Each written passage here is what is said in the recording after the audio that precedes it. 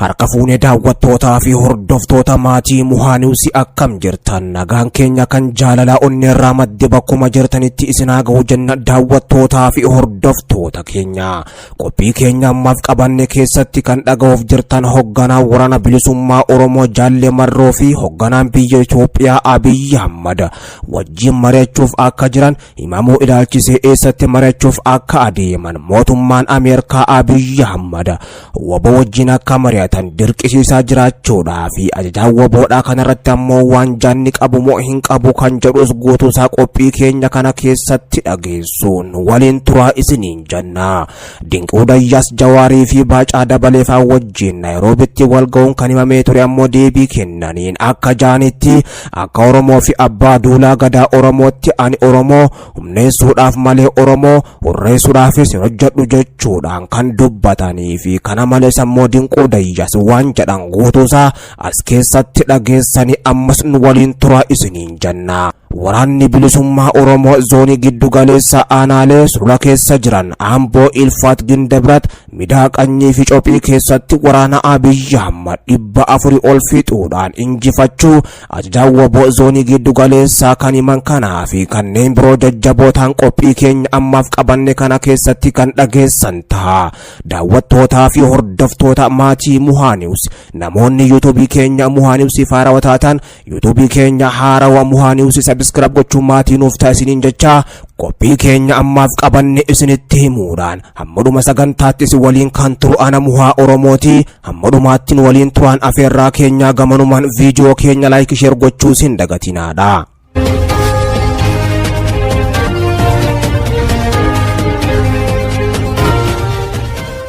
Hoogganaan waraana bilisummaa Oromoo Jaalle Marroo fi hoogganaan Itoophiyaa muummee Abiy Ahmad wajjin mari'achuudhaaf akka jiran dhagahamaa jira. Guyyoota booda biyya Ugaandaatti Jaalle Marroo dabalatee Jawaar Abiy wajjin achitti wal arguudhaaf akka jirantu odeessi bahaa jira.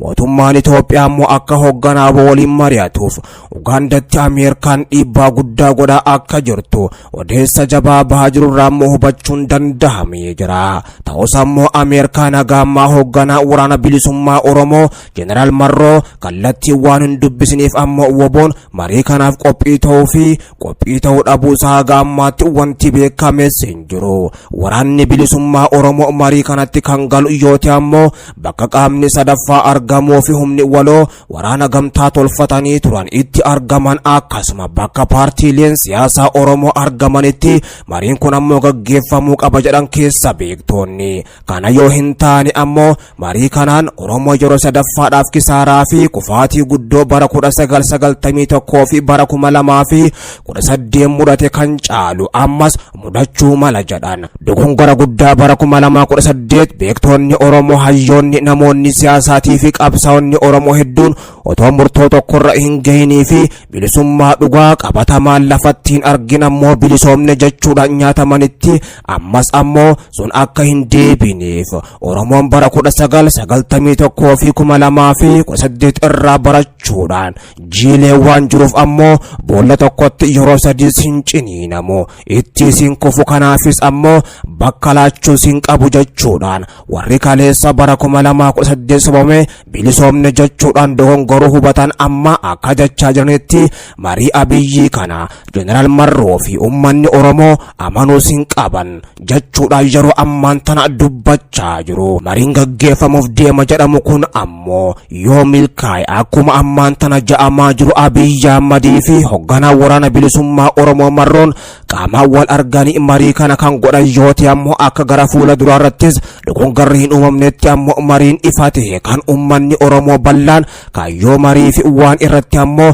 waliif galame beekuttis gaggeeffamuu qaba jedhame. Dubbiin kunis ammoo kan dhaga'ame erga Jawaar Mohammad biyyoolaa Itoophiyaa Keeniyaa magaalaa Naayiroobiitti torbee darbe galuun isaanii ammoo himamee booddeedha. Namoonni baay'een akka jaanitti Jawaar malaafuu ammoo haala wal marii Jeneraal Marroo fi Abiy gaggeessuudhaaf jedhan biyya Ugaandaatti mijjeessuudhaaf biyya ollaa Ugaandaa kan taate Keeniyaa seenan kanneen jedhanis ammoo hedduudha. Kanarratti hagammaa hoogganaa waraana bilisummaa Oromoo Jeneraal Marroon waan jedhan qabaachuu baatanis gama dubbii himaa waraana bilisummaa Oromoo boo Odaa Tarbirraas wanti dhagahame hin jiru. Marii waraana bilisummaa bilisummaa Oromootii fi mootummaa Itoophiyaa gidduutti biyya Ugaandaatti ammoo gaggeeffamuuf deema jechuun himamaa jiru kun marichi yoo milkaa'e kan rakkina gara fuula duraa dhufuu fi rakkina ammaan tana biyyattiin keessa jirtu hundeedhaan buqqaasee hiiku ta'uu qaba. Dubbiin akkuma ammaan dura baratametti irra dibaatee ammas wareegama biraa qaalii uummata Oromoo kafalchiisus hin qabu jechuudhaan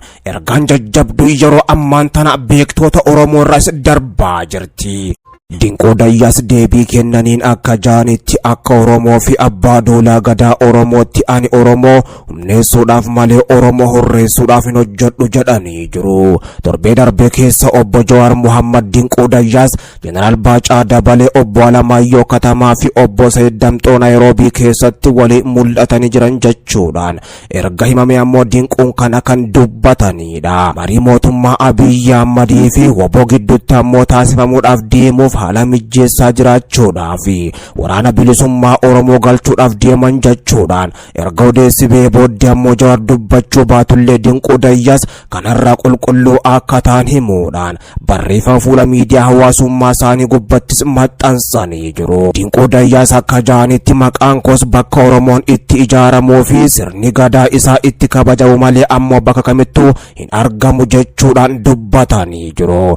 Dinquun akka Oromoo fi abbaa doolaa gadaa Oromootti ani Oromoo jabeessuudhaaf malee Oromoo laaffisuudhaaf hin hojjedhu jechuudhaan ifatti dubbatanii jiru. Shira waraana bilisummaa Oromoo WBO diiguudhaa fi hiikkachiisuudhaaf jedhame keessaa akka harka hin qabne ifatti kan dubbate hoggaatu Dinqoo Dayyaas. Kana malees ammoo Dinquun akka jaanitti murtoo fi dhoortonni baddi gadaan mataa onnu qaba waan ta'eef ammoo sirna gadaa fi tokkummaa keenya waliin cimsuu qabna horaa bulaa jechuudhaanis ergaa jabduu dabarsanii jiru. Waan magaalaa Naayiroobiitti ta'aa turee fi gama kaaniin ammoo ta'uuf deema jechuudhaan dubbatamaa ture irraa qulqulluu akka ta'e Dinqoo Dayyaas guyyaa har'aan tanaa barreeffama gabaabduu fuula miidiyaa hawaasummaa isaanii gama feesbuukiitiin maxxansaniinis ifa godhanii jiru. Kufaatii opereeshinii karoorfame hordofee humni bilchiginnaa waraana bilisummaa Oromoo waraanuudhaaf giddu galeessaa fi kaaba lixa Shaggaritti bobbee cabuudhaan gandoota baadiyyaa keessaa gara magaalaatti dachaa jira jedha ajajaan waraana bilisummaa Oromoo WBOdhaa kan giddu galeessaa.